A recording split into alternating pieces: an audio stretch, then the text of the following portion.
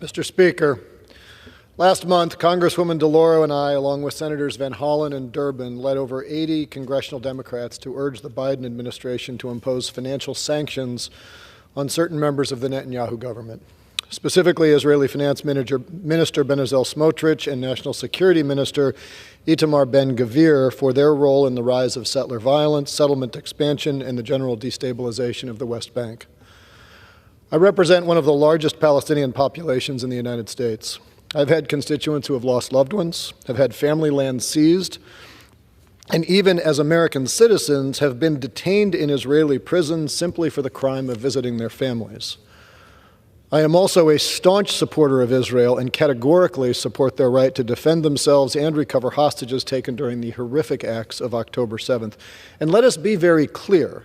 There is no conflict between supporting the nation of Israel and the dignity of the Palestinian people, so long as you are committed to a permanent and durable regional peace in this lifetime.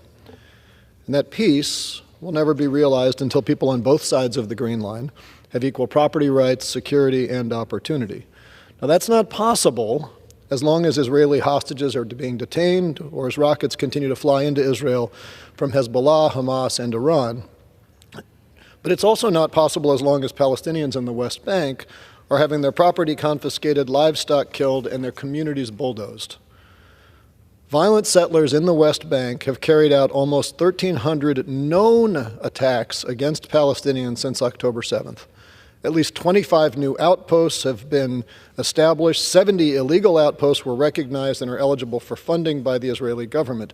All of these actions are illegal under international law. Earlier this year, President Biden issued Executive Order 14115 that authorized the imposition of sanctions on anyone determined to be, quote, responsible for, complicit in, or to have directly or indirectly engaged or attempted to engage in actions that threaten the peace, security, or stability of the West Bank. To date, President Biden has used this order to sanction Palestinian militant groups, organizations involved in violent extremist activity, instigators from the settler movement, and the outposts from which violent attacks are launched.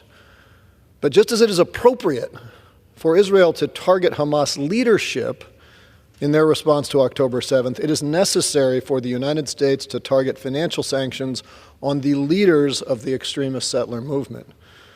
Which brings us to Ministers Smotrich and Ben-Gvir. They have distributed rifles to extremists. They have allowed those extremists to attack humanitarian aid convoys. They have prevented the Palestinian Authority from accessing the international banking network. These ministers' stated goal is the annexation of the West Bank, and they have acted in ways that violate both the spirit and the letter of the President's executive order. Frederick Douglass famously said that the best friend of a nation is he who most faithfully rebukes her for her sins, and he, her worst enemy, who seeks to excuse, palliate, or defend those sins under the specious garb of patriotism. It is out of love for the Palestinian people and a deep, abiding friendship with Israel that we must now rebuke Ministers Smotrich and Ben-Gvir for their sins. I urge President Biden to heed the calls of over 80 members of Congress and use his executive order to issue these sanctions and to help put a stop to settler violence in the West Bank. I yield back.